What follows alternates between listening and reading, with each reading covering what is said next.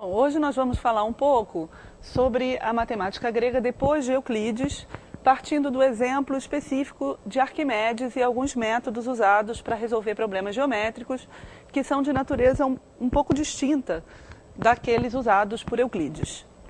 Então, para dar um exemplo desses métodos de Arquimedes, a gente vai falar de dois casos. Um caso é a quadratura da parábola, mais ou menos na linguagem de Arquimedes, com o tipo de argumentação de Arquimedes, que era basicamente geométrica, e depois a trisseção do ângulo. Então, começando com a quadratura da parábola, o Arquimedes utiliza, na demonstração da quadratura, algumas proposições que ele diz estarem no livro sobre cônicas de Euclides, que é um livro ao qual nós não temos acesso. E essas proposições ele utiliza, então eu vou começar falando um pouco delas sem demonstrar e depois começar a demonstração da quadratura da parábola ao modo de Arquimedes. Então a primeira proposição afirma que se eu tenho uma parábola e por um ponto P eu traço uma reta PV, que é o próprio eixo da parábola, ou é paralela ao eixo, e se QQ é uma corda paralela à tangente que passa por P e corta PV e V, então QV igual a VQ, a VQzinho. Então vamos ver aqui no desenho.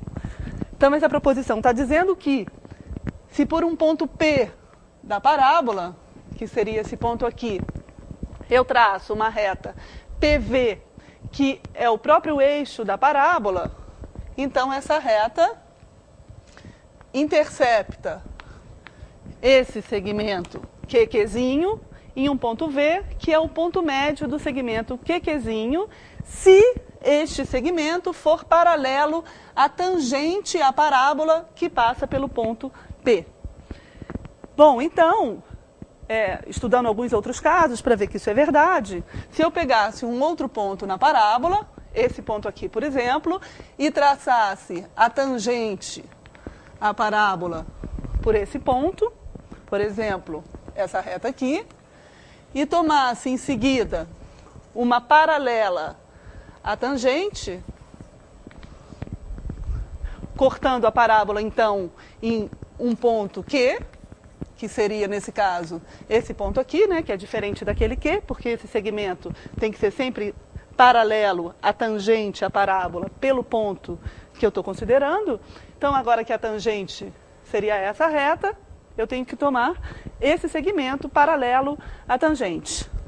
E agora, traçando um segmento paralelo ao eixo da parábola, que é PV, esse segmento corta essa paralela no ponto médio do segmento QQzinho, que nesse caso seria esse aqui.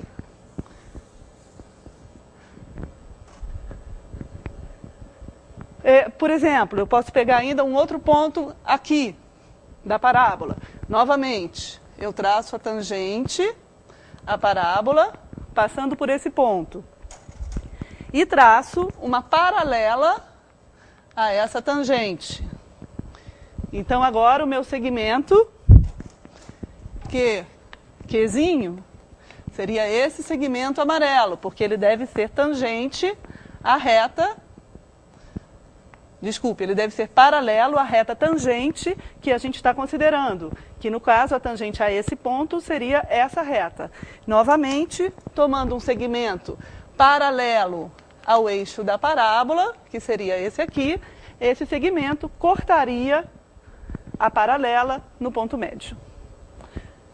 Então é isso que essa proposição está dizendo e, reciprocamente, se esses dois segmentos são iguais, ou seja, se esse é o ponto médio do segmento Qzinho, então a reta traçada desse ponto até o vértice é o eixo da parábola. Bom, então é isso que diz a proposição 1, que a gente não vai demonstrar, e que Arquimedes diz que já era conhecida por Euclides.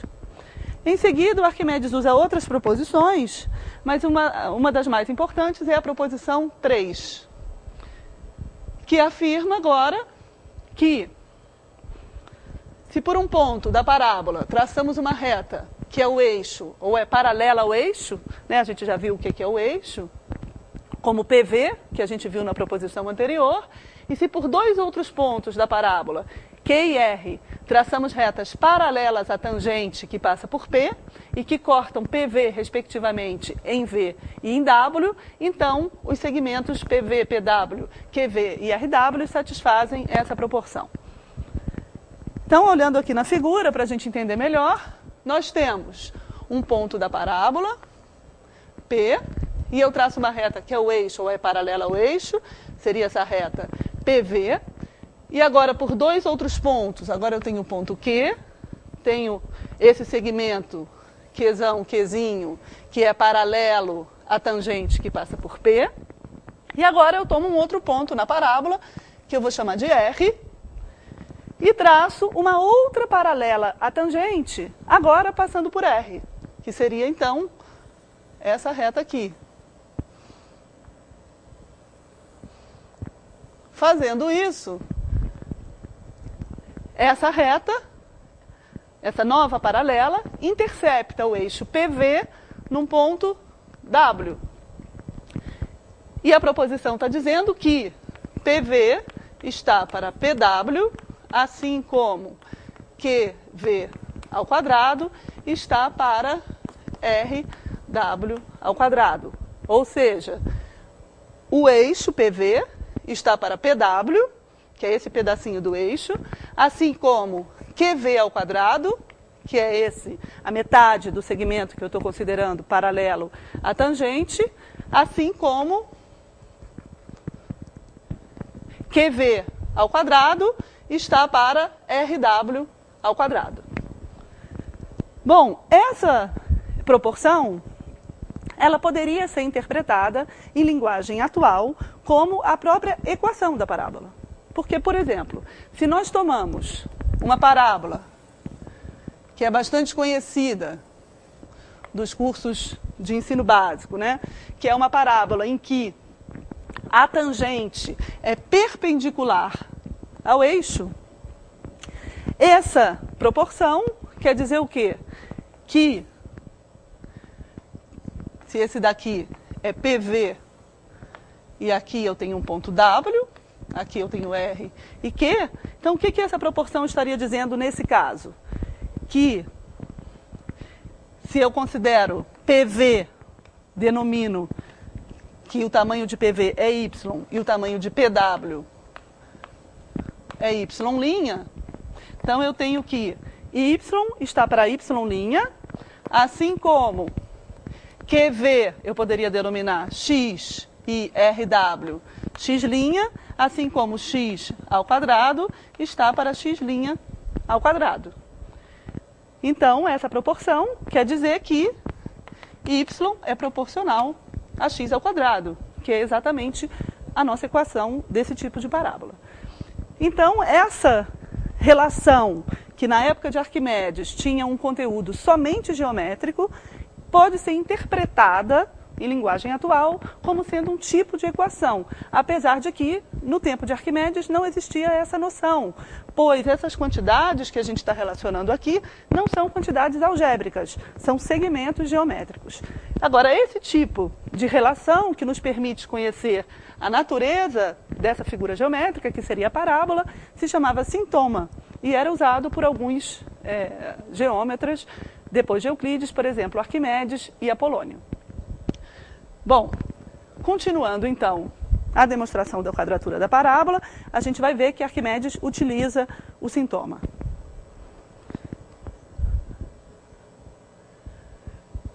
Então nós vamos para a proposição 19, que vai ser uma proposição importante na demonstração da quadratura e que afirma o seguinte: que se P é o vértice da parábola e Q é um ponto qualquer sobre a parábola, e R é o ponto no segmento parabólico no qual a tangente é paralela a PQ.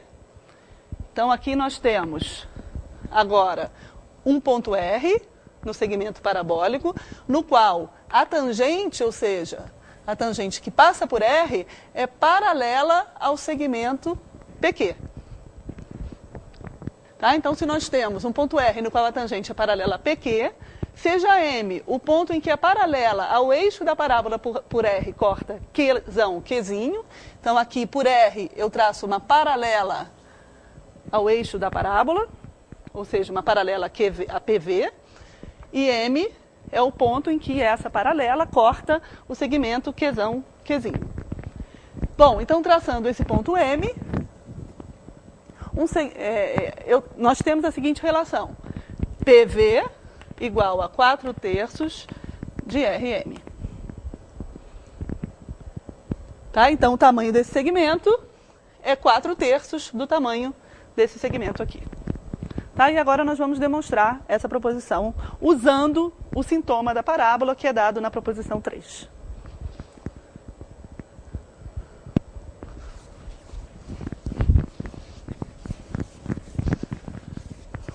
Bom, então vamos lá. Primeiro, a gente precisa observar uma propriedade do ponto M, que é o seguinte: QV é igual a 2MV. Ou seja, o que a gente está dizendo aqui é que esse ponto, ou seja, o ponto em que a paralela ao eixo da parábola por R intercepta o segmento QV, é o ponto médio do segmento QV. Para demonstrar essa igualdade, nós vamos utilizar a proposição 1, que a proposição 1 diz o quê?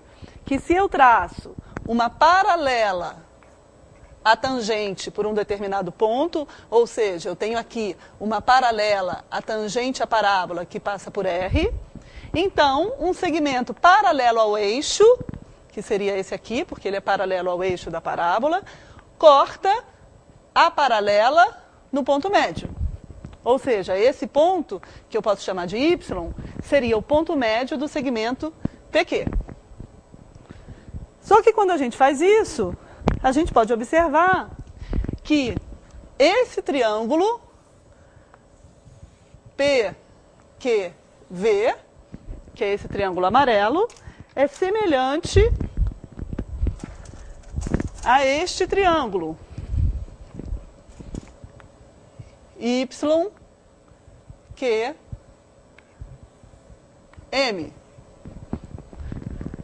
Tá? Esses dois triângulos são semelhantes porque essas são paralelas e esse ângulo é o mesmo. Então, esses ângulos são iguais, os triângulos são semelhantes. Então, o triângulo PQV é semelhante ao triângulo YQM. Logo, como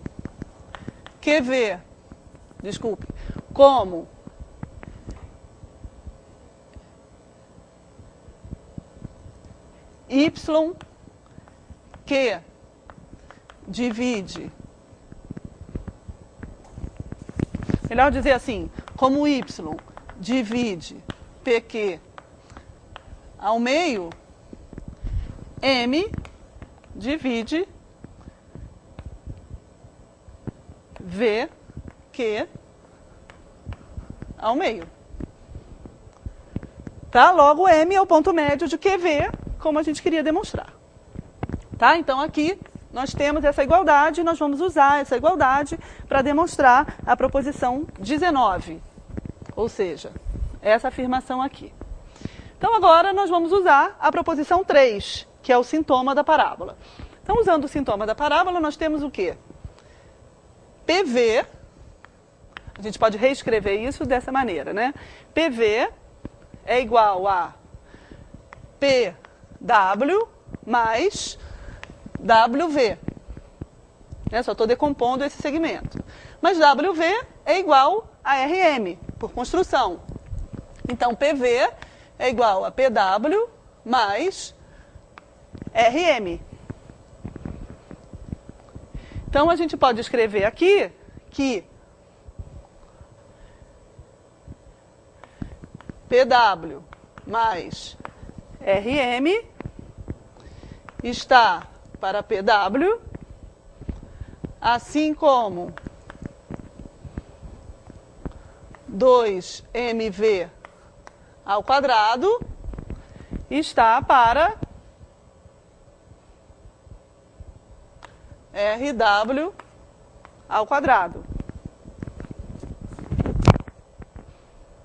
Tá? Agora, isso daqui é igual a MV também, por construção.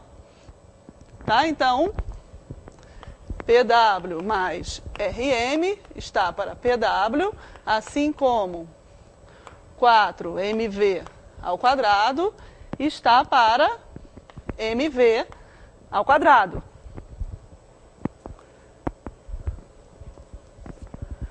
Ou seja, daqui a gente pode tirar essa relação, porque RM seria igual a 3/4 de PV.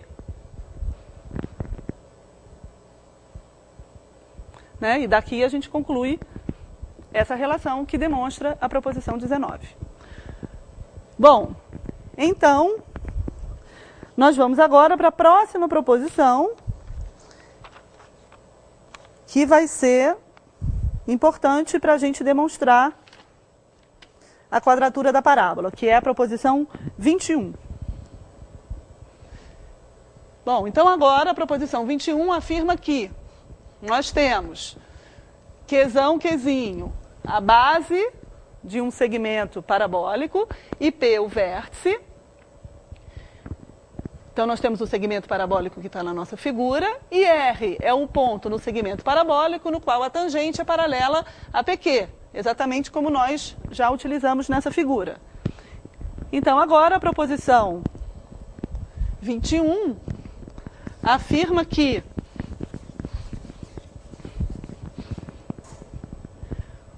a área do triângulo P, Qzão, Qzinho, que é esse triângulo aqui, P, Qzão, Qzinho, é igual a 8 vezes a área de um triângulo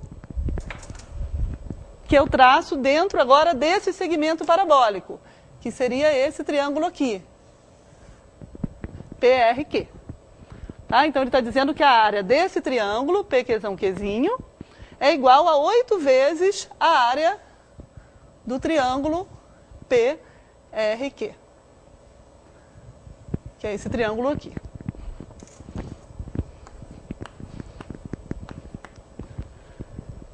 E agora, a gente vai demonstrar essa proposição.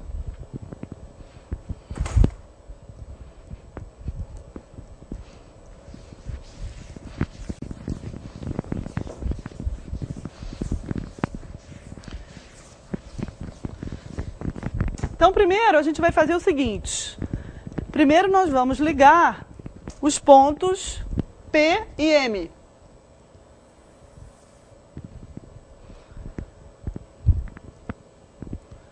Eu vou demonstrar aqui para ficar mais perto da figura. Vou demonstrar aqui. Vou ligar os pontos P e M.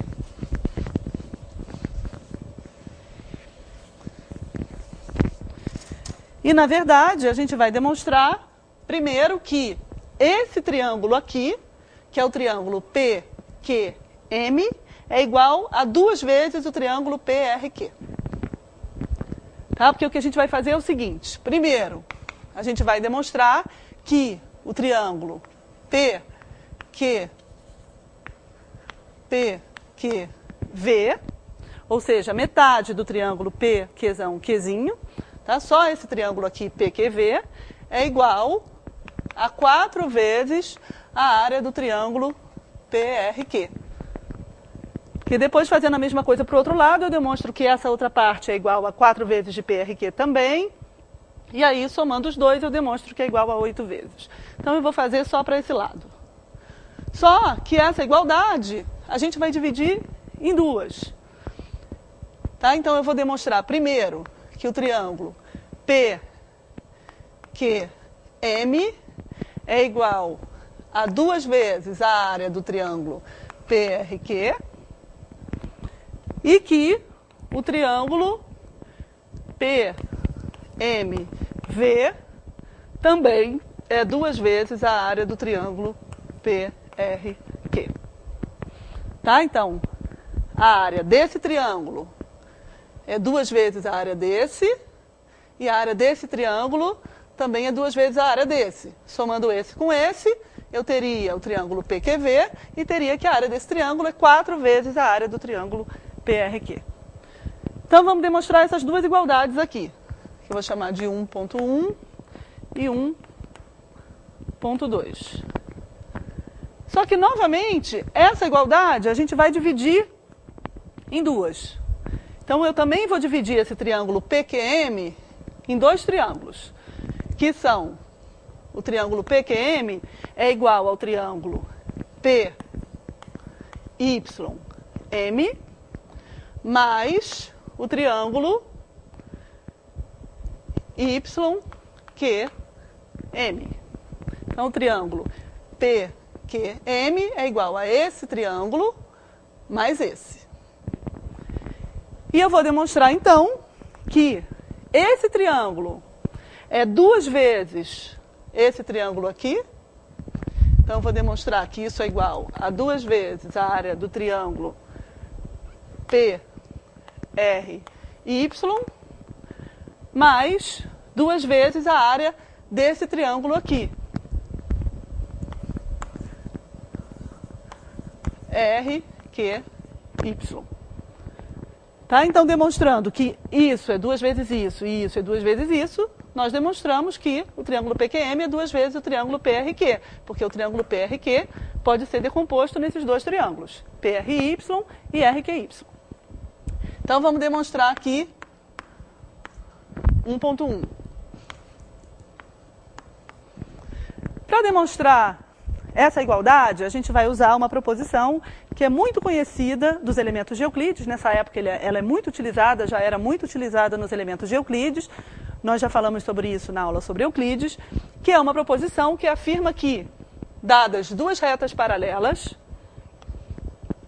então eu uso proposição de Euclides sobre área de triângulos, que afirma que, dadas duas retas paralelas, dado um segmento fixo, que vai ser a base do meu triângulo, a área do triângulo não se altera quando os vértices percorrem uma paralela ao segmento que é a base do triângulo. Então, se o vértice do triângulo percorre uma paralela ao segmento de base, a área desses triângulos é igual. Tá? Então, essa é uma proposição muito conhecida dos elementos de Euclides, que pode ser interpretada anacronicamente na nossa linguagem como exatamente a fórmula da área do triângulo, porque quando os pontos percorrem uma paralela à base, o que não está se alterando é justamente a altura. Por isso, a área do triângulo se mantém. Então, a gente vai usar essa proposição e a gente vai observar aqui no desenho o seguinte.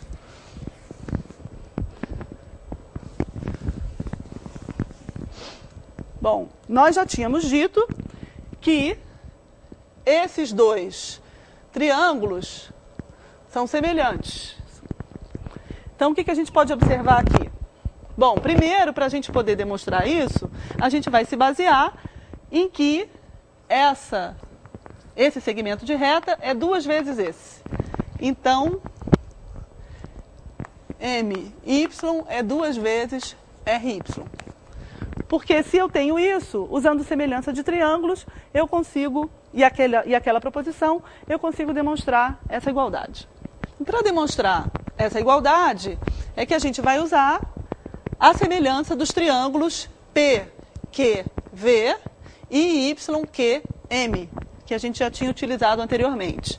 Então, o triângulo PQV é semelhante ao triângulo YQM. E nós sabemos que, como M divide QV em 2, YM também deve ser a metade de PV. Então, PV igual a 2YM, porque M divide QV ao meio, e esses dois triângulos são semelhantes. Então, PV é igual a 2YM. Então, agora a gente vai usar a proposição anterior, a proposição 19, que afirma que PV igual a 4/3 de RM. Só que PV é igual a 2YM. M. Então, 2YM seria igual a 4/3 de RM. Mas quem é RM? É RY mais YM. Então, isso vai ser 4/3 de RY mais YM. Tá? Dessa igualdade, a gente tira que MY igual a 2RY, que era o que a gente precisava. Agora, voltando então para a demonstração de que a área do triângulo PYM é igual a 2 vezes a área do triângulo PRY e que a área do triângulo YQM é igual a 2 vezes a área do triângulo RQY, a gente vai usar essa proposição. Essa proposição, ela pode ser transportada, ela pode ser enxergada nessa figura se a gente observa que a base do triângulo está sobre essa reta e a altura estaria sobre uma reta paralela aqui. Logo, a base desse triângulo, que é esse segmento, é 2 vezes a base desse triângulo. Só que o vértice deles está sobre uma paralela à base. Portanto, a área desse triângulo é 2 vezes a área desse triângulo. Certo? Então, aplicando essa proposição de Euclides a esses dois triângulos, tá? Só que aqui, bom, no caso a área é o dobro, né? Mas é exatamente o mesmo raciocínio. A gente obtém que a área do triângulo YQM é igual a 2 vezes a área do triângulo RQY. Tá? Porque esse segmento é o dobro desse, como a gente acabou de demonstrar aqui. Tá? Como a gente acabou de demonstrar aqui. E, usando a proposição de Euclides, então, a área desse triângulo é o dobro da área desse triângulo. Então, nós já demonstramos isso. Agora, nós vamos demonstrar a outra igualdade que falta, observando exatamente a mesma coisa, só que sobre esses dois triângulos. Então, agora, eu teria aqui uma paralela. Aqui está a base dos meus triângulos. Tá? Eu tenho esse triângulo PYM e PRY.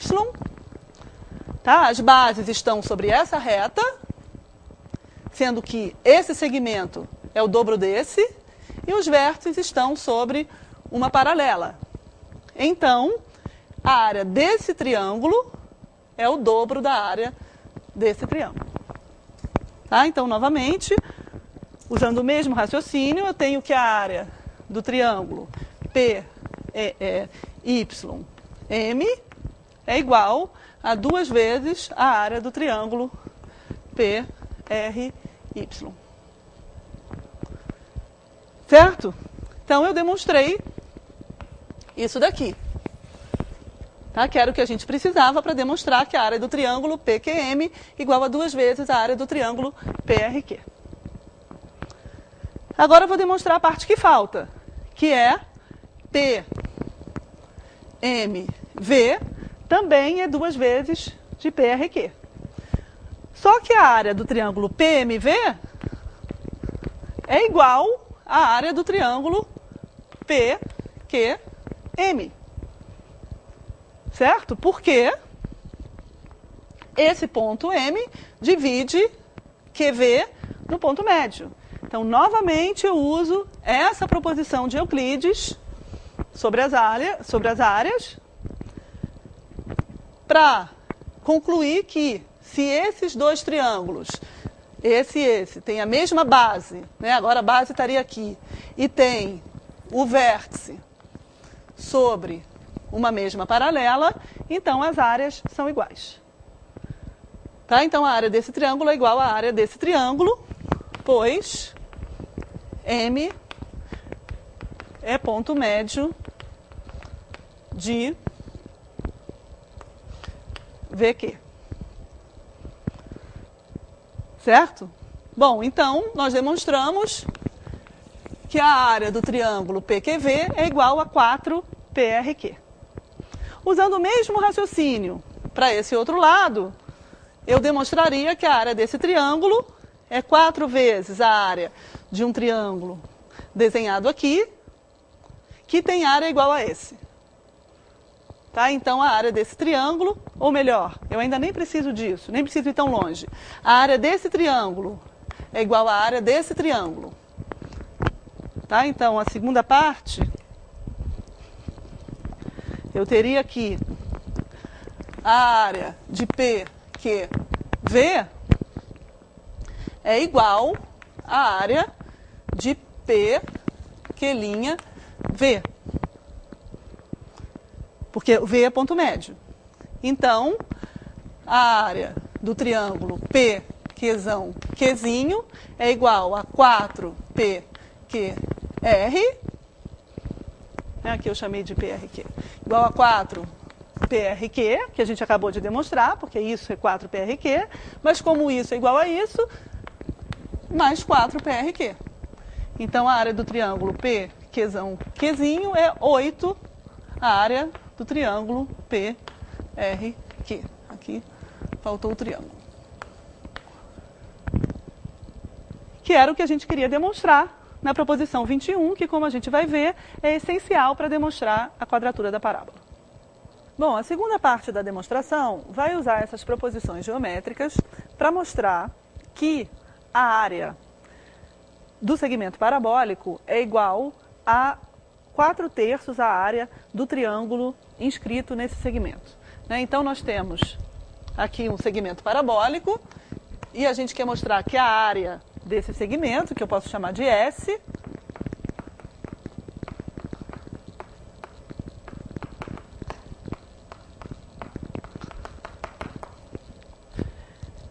e S vai ser igual a 4/3 de T, onde T é a área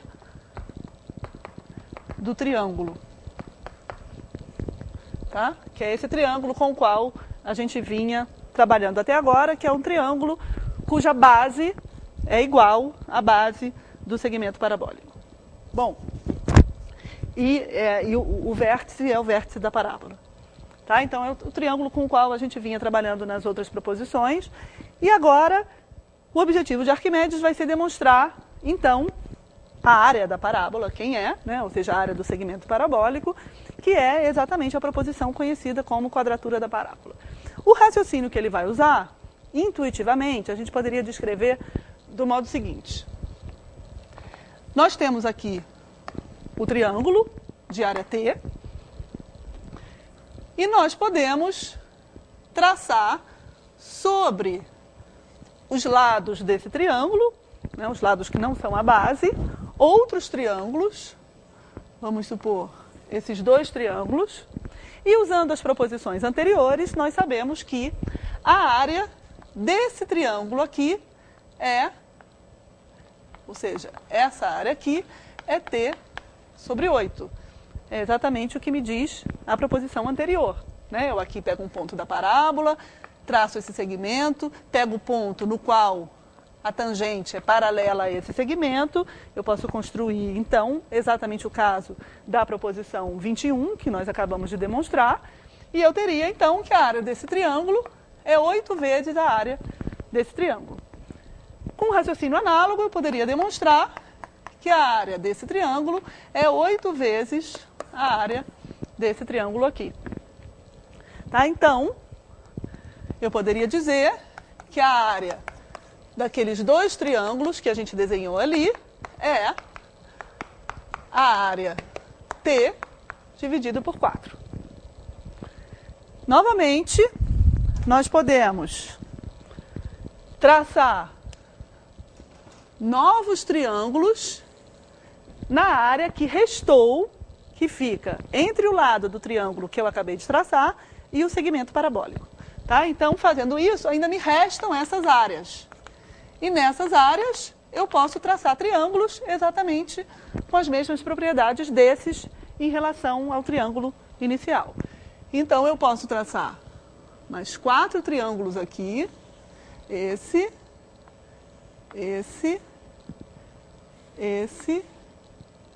e esse. Tá? E, novamente, nós sabemos que vale a proposição 21, que nós acabamos de demonstrar. Então, daí nós concluímos que a área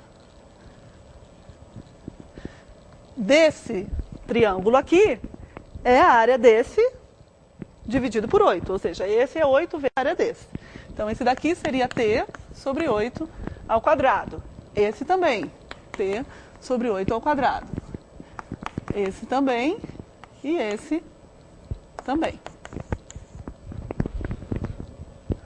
Bom, então aqui, agora, eu sei que a área, a soma das áreas desses 4 triângulos que a gente desenhou ali, seria t sobre 8 ao quadrado, mais t sobre 8 ao quadrado, mais t sobre 8 ao quadrado, mais t sobre 8 ao quadrado, que seria 4t sobre 2 ao quadrado, vezes 4 ao quadrado, que seria igual a t sobre 4 ao quadrado. Fazendo o mesmo raciocínio, o que a gente conclui? Que construindo sucessivamente triângulos sobre os lados dos triângulos que eu acabei de construir, nós vamos ter uma soma de áreas desse tipo. Tá? Então, em n etapas sucessivas, eu construo triângulos cuja soma das áreas é dada por essa soma aqui, né, que seria uma soma finita. E o raciocínio de Arquimedes, o argumento de Arquimedes, vai ser mostrar que essa soma é 4/3 de t. Tá? Então, é isso aqui que a gente quer demonstrar, que isso daqui é 4/3 de t. Bom, aqui nós temos um problema que nós sabemos hoje, que é um problema de fazer uma soma infinita. Né? Então, como é que Arquimedes, que não tinha as ferramentas, né, não raciocinava da mesma maneira que a gente raciocina hoje, usando as ferramentas do cálculo infinitesimal, então ele utilizava argumentos bastante diferentes dos nossos, né? Argumentos que são conhecidos como método da exaustão. Apesar de que esse nome, método da exaustão, alguns historiadores criticam, justamente porque o raciocínio de Arquimedes é baseado na constatação de que o infinito não pode ser exaurido. Ou seja, ele não faz uma soma infinita. Né? Ele faz um raciocínio por absurdo e que é um raciocínio que tenta se restringir a uma argumentação finita. Bom, então a gente vai ver os próximos passos no raciocínio de Arquimedes, né, na argumentação do Arquimedes para demonstrar isso aí, e para isso a gente vai precisar de uma proposição ainda, que é a proposição 23, que é essa que está enunciada aí. Então, essa proposição afirma que, dada uma sucessão finita de áreas, A, B, C, D, Y, Z, das quais A é a maior, e cada uma é 4 vezes a seguinte, então a soma dessas áreas é 4/3 de A, que é a maior área. Tá? Então, a gente vai demonstrar essa proposição. Bom, da seguinte maneira, nós sabemos que A é 4B, B é 4C, C é 4D, assim por diante, e Y é 4Z. Tá? Então, o que a gente vai fazer é o seguinte, nós vamos somar B mais C mais D mais Y mais E, e eu vou somar com 1/3 de cada um desses termos. Então, 1/3 de B, mais 1/3 de C, mais 1/3 de Y, mais 1/3 de Z.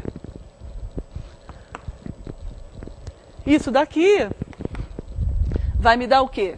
Eu teria B mais 1/3 de B, tá? Que eu sei que é 4/3 de B. Tá? Então, aqui, B mais 1/3 de B é 4/3 de B, que é quem? A sobre 3. Tá? Então, aqui eu teria B mais 1/3 de B, que é A sobre 3, mais C mais 1/3 de C, novamente, por essa igualdade, é 4/3 de C, então é B sobre 3. A mesma coisa para Y, tá? Eu teria 4/3 de Y e para Z. Tá? Então, eu teria 4/3 de Z igual a Y sobre 3. Bom, isso aqui é um y, né? Está aparecendo igual a y sobre 3. Então, essa igualdade poderia ser reescrita dessa forma. E o que eu faço agora é somar A aqui e somar A aqui. Fazendo isso, nós temos o quê? Esses termos daqui até aqui são exatamente iguais a esses termos daqui até aqui. Então, eu posso cortar essa soma com essa soma. E o que a gente obtém? Que A mais B mais C mais etc. mais Z mais 1/3 de Z é igual a A sobre 3 mais A, que é 4/3 de A. Que é exatamente o que está dizendo a proposição 23. Ele vai usar essa proposição, que parece meio estranha, mas ele vai aplicar essa proposição a essa soma. Tá? Então, essa proposição aplicada a essa soma, o que nos dá? Que t mais t sobre 4, mais t sobre 4 ao quadrado, mais etc., mais t sobre 4, n mais 1, a n menos 1, eu posso aplicar a essa soma porque cada termo é 4 vezes o seguinte, que é exatamente a condição da proposição 23. Então, essa proposição aplicada a essa soma me diz o quê? Que a soma desses termos mais 1/3 desse termo aqui, que é o nosso último termo, vai ser igual a 4/3 do maior, que é t. Então, essa igualdade aqui vai ser fundamental na aplicação do método de exaustão de Arquimedes para demonstrar a quadratura da parábola. Tá? Então, finalmente, nós chegamos à proposição que é conhecida como quadratura da parábola, que afirma, então, que um segmento parabólico limitado por uma corda é igual a 4/3 do triângulo que tem a mesma base que o segmento e a mesma altura que ele. Tá? Então, é isso que a gente vai demonstrar agora.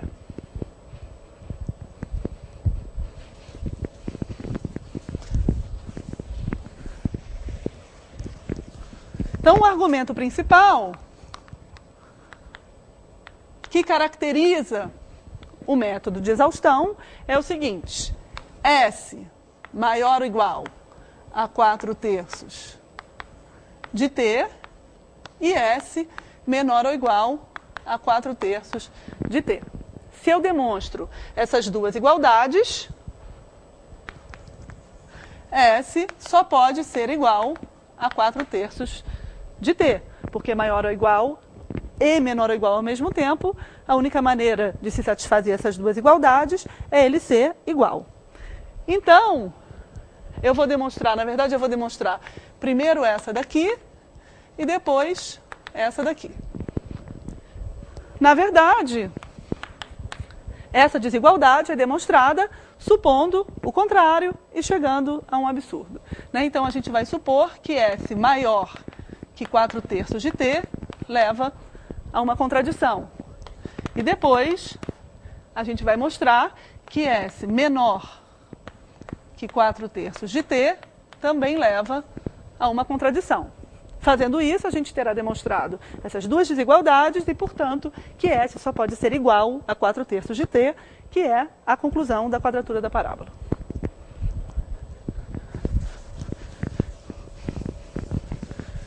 Então, vamos lá.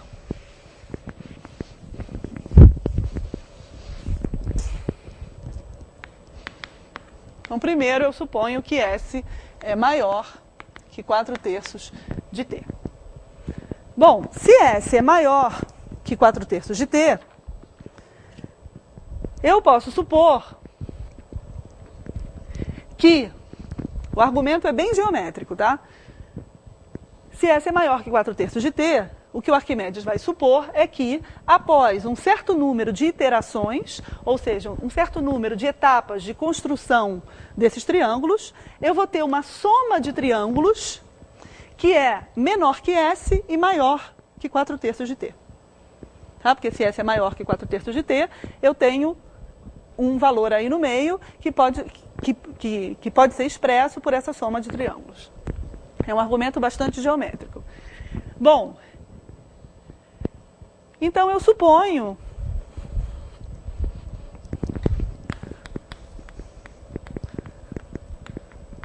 que após N iterações na construção daqueles triângulos,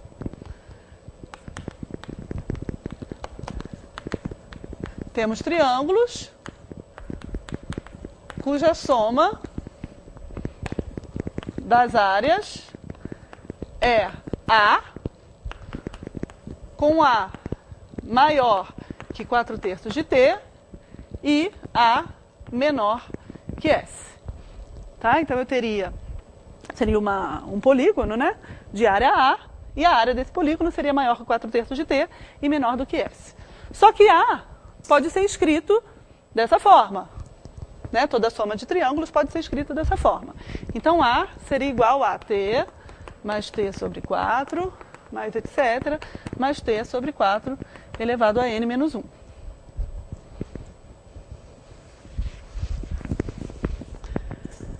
Bom, então isso daí leva a uma contradição se eu aplicar o enunciado da proposição 23.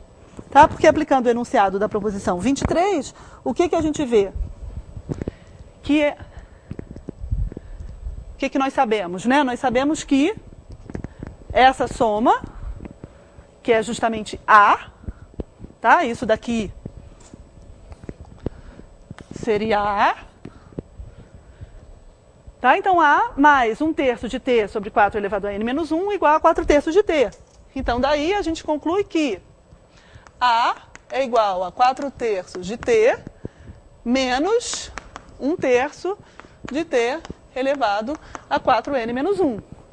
Ora, se A pode ser escrito dessa maneira, A é menor que 4/3 de T, o que é uma contradição com essa suposição aqui.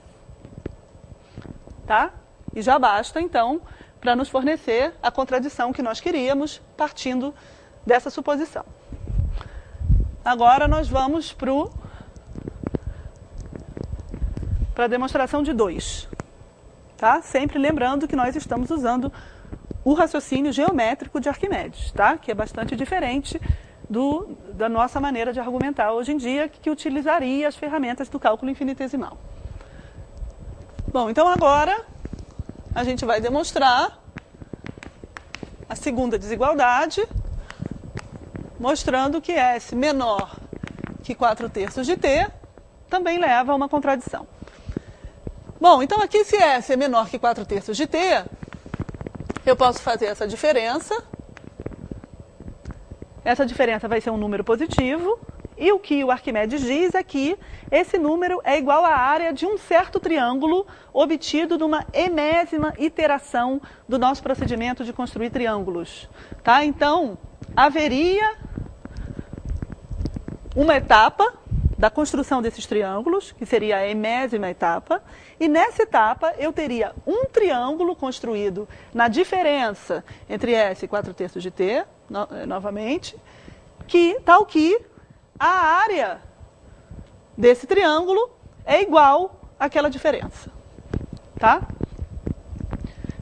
Então, isso daqui seria igual à área de um triângulo TM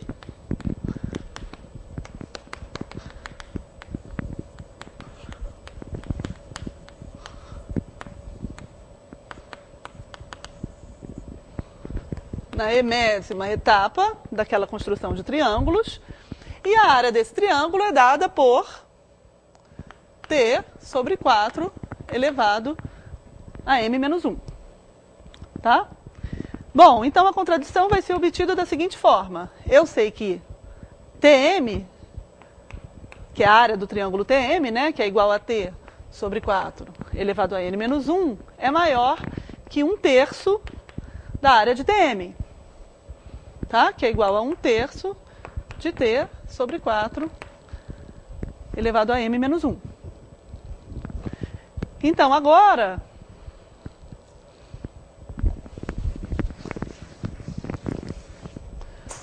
eu sei que 4/3 de T menos S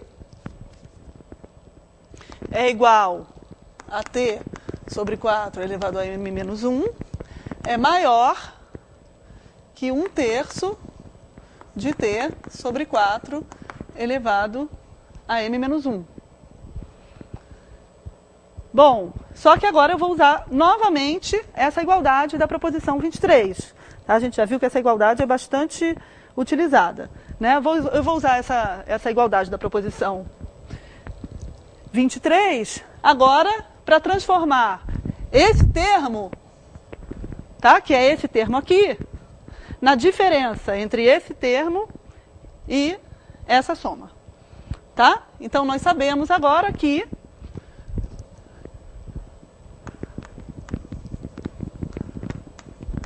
pela proposição 23, que 1/3 de T sobre 4 elevado a M menos 1 é igual a 4/3 de T menos T mais T sobre 4, mais etc., mais T sobre 4 elevado a M menos 1.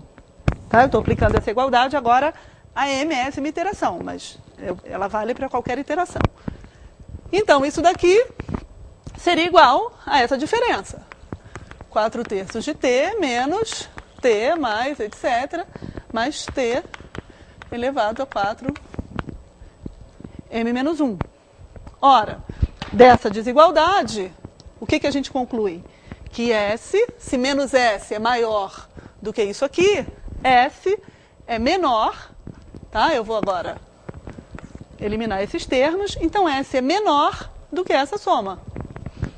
T mais T sobre 4, mais etc., mais T sobre 4 elevado a M menos 1. E isso é uma contradição. Por quê? Porque essa soma é a soma da área de triângulos inscritos no segmento parabólico cuja área é S. Tá? Então, se essa soma é a soma de triângulos inscritos, ela não pode ser maior do que a área do segmento parabólico. Tá? Então, isso leva à contradição e, portanto, nós demonstramos essas duas desigualdades e nós podemos concluir que a área do segmento parabólico é 4/3 da área do triângulo pelo método de exaustão de Arquimedes. Agora a gente vai dar um segundo exemplo dos métodos de Arquimedes, que é um exemplo bastante interessante, porque é uma curva mecânica, de definição mecânica, que Arquimedes utilizou para resolver o problema clássico da trisseção do ângulo, que a gente sabe que é um problema que não podia ser resolvido com regra comum. Então, Arquimedes define uma curva, que é a espiral de Arquimedes, que vai permitir trissetar um ângulo, né? Dividir um ângulo em 3 partes iguais, e que não é um instrumento euclidiano, né? No sentido que a gente entende os instrumentos euclidianos como a régua e o compasso. Né? Então, o Arquimedes define a espiral, né, da maneira como está aí, né? Isso é mais ou menos nos termos de Arquimedes. Então, ele diz que se uma linha reta traçada em um plano se move uniformemente em torno de uma extremidade fixa e retorna à sua posição de partida, e se ao mesmo tempo em que a reta se move uniformemente, um ponto que parte da origem se move uniformemente sobre a reta, esse ponto descreverá uma espiral no plano. Então, o que está acontecendo é isso aqui. Eu pego um segmento de reta, esse é o segmento de reta que ele cita, faço esse segmento de reta girar em torno de um ponto até que ele retorne ao mesmo ponto. Né? Então, essa extremidade desse segmento de reta descreve uma circunferência, só que ao mesmo tempo em que esse segmento de reta se move com velocidade uniforme, um ponto se move sobre ele também com velocidade uniforme. E a espiral vai ser a curva traçada por esse ponto. Né? Então, esse segmento roda, o ponto anda sobre ele e vai traçando essa espiral. Até que, quando o segmento retorna à posição de partida, o ponto percorreu toda a extensão de segmento e a espiral termina, então, na outra extremidade desse segmento. Né? A gente tem uma animaçãozinha para mostrar o que está acontecendo, né? Então, A gente está vendo ali, na verdade aí a espiral está dando 2 voltas, né? A nossa só deu uma, aí está dando 2 voltas e a gente vê que quando o ponto chega em 2π, é a primeira volta, e quando o ponto chega em 4π, é a segunda volta. Né? Então a gente tem ao mesmo tempo o ponto rodando na circunferência e o ponto caminhando no segmento de reta. Né? E o ponto que está rodando na circunferência, ele volta ao mesmo lugar pela primeira vez, quando o ponto que desliza sobre o segmento de reta chega em 2π. Né? Então essa daí é a espiral de Arquimedes. E a espiral tem uma propriedade importantíssima, que é essa propriedade que vai permitir resolver o problema da trisseção do ângulo, que é a seguinte: suponhamos que esse seja um ponto O, esse daqui seja um ponto T0, então o segmento que gera a espiral seria o segmento OT0, e eu pego 2 outros segmentos quaisquer, que interceptam a circunferência geradora da espiral em 2 pontos, que eu vou chamar de T1 e T2. Esses segmentos de reta interceptam a própria espiral em 2 pontos, que eu vou chamar de O1 e O2. E a propriedade fundamental da espiral é a seguinte: é que O1 está para O2, ou seja, esse segmento está para esse, assim como o arco de circunferência T0, T1 está para o arco T0, T2. Ou seja, esse segmento está para esse, assim como esse arco está para esse. Essa propriedade da espiral é justamente aquela que nos permite resolver o problema da trisseção do ângulo. Por quê? Porque essa propriedade permite relacionar uma razão entre arcos de circunferência a uma razão entre segmentos de reta. Então eu posso estabelecer uma razão entre arcos de circunferência a partir de uma razão entre segmentos de reta. Então, como vai ser resolvido o problema da trisseção do ângulo? Nós temos aqui um segmento, um ângulo qualquer, né? Eu posso pegar o ângulo aqui dado por esses 2 segmentos de reta. Então eu pego esse ângulo. E o que a gente faz para resolver o problema da trisseção desse ângulo? Como é que eu posso dividir esse ângulo em 3 partes iguais? A partir desse ponto, eu traço uma espiral de Arquimedes. Essa espiral de Arquimedes intercepta o segmento, esse segmento aqui, né, em um ponto Q. Ela intercepta esse segmento em um ponto Q. Posso chamar esse ângulo aqui POQ. Então eu quero trissetar o ângulo POQ, né, que seria esse ângulo aqui. Então eu traço a espiral. E agora a gente faz o seguinte: eu pego esse segmento OK e divido o segmento em 3 partes iguais. Então eu divido esse segmento em 3 partes iguais. Tá? Isso é fácil, porque um segmento de reta a gente sabe dividir em 3 partes iguais, com régua e compasso. Agora a gente marca aqui 2 pontos, que eu vou chamar de Q1 e Q2. Agora eu faço o seguinte: com o tamanho Q1, eu traço um arco de circunferência até o segmento OP. E marco o ponto em que esse arco encontra a espiral, que seria o ponto O1. Agora, com o tamanho do segmento OQ2, eu traço um novo arco de circunferência que intercepta agora a espiral em um ponto, O2. E o que a gente pode afirmar é que O1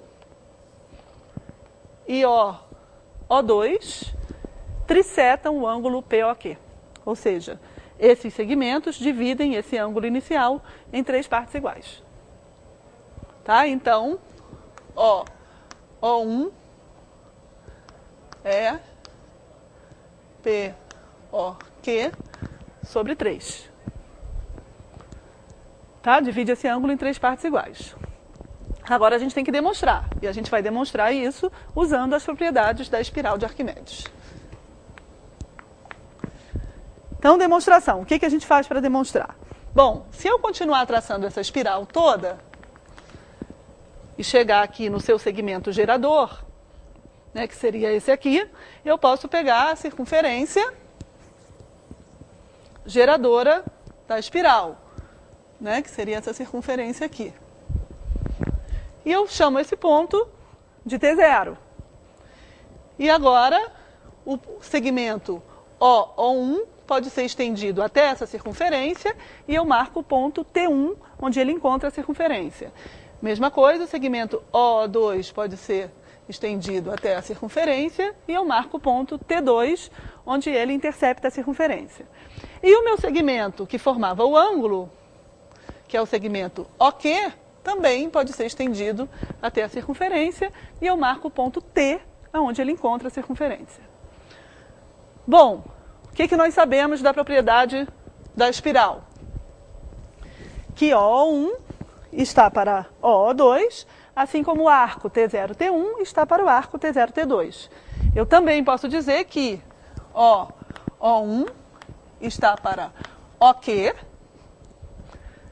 assim como o arco T0, T1 está para o arco T0, T. Certo? O1 está para OQ, agora esses dois segmentos que eu estou fazendo a proporção, assim como o arco T0, T1 está para T0, T, que é esse arco todo aqui. Pela mesma propriedade, claro. Bom, então nossa demonstração é fácil, porque agora basta observar que OQ1 divide OQ em 3. Então, OQ1 é igual a OQ dividido por 3. Só que OQ1 é igual a O1. Porque foi construído para ser, né? Ou seja, eu obtive O1 fazendo OQ1 girar sobre um arco de circunferência. Então, O1 é igual a OQ1. Agora, pela propriedade fundamental da espiral, nós temos que OQ1 está para OQ, assim como o arco T0, T0, T1 está para o arco T0, T. Mas por construção, OQ1 está para OQ, assim como 1 está para 3, porque OQ1 foi obtido dividindo OQ em 3 partes iguais. Então, a razão entre o arco T0, T1 e o arco T0, T é de 1 para 3, portanto, o arco T0, T1 divide o arco T0, T em 3 partes iguais, que era exatamente o que a gente queria, porque o arco T0, T é o arco de circunferência que vai delimitar o ângulo POQ. E assim a gente obtém uma solução para a triseção do ângulo, que é uma solução mecânica, porque utiliza a espiral, que é uma curva mecânica definida por 2 movimentos independentes. E, na verdade, essa propriedade da espiral permitiria resolver o problema de dividir um ângulo em N partes iguais. Né? Porque sabendo resolver o problema de dividir um segmento de reta em N partes, automaticamente eu divido qualquer ângulo em N partes. Né? Então, essa seria a grande utilidade da espiral, né? Que ela permite reduzir um problema de divisão de arcos, de divisão de ângulos, em um problema de divisão de segmentos de reta.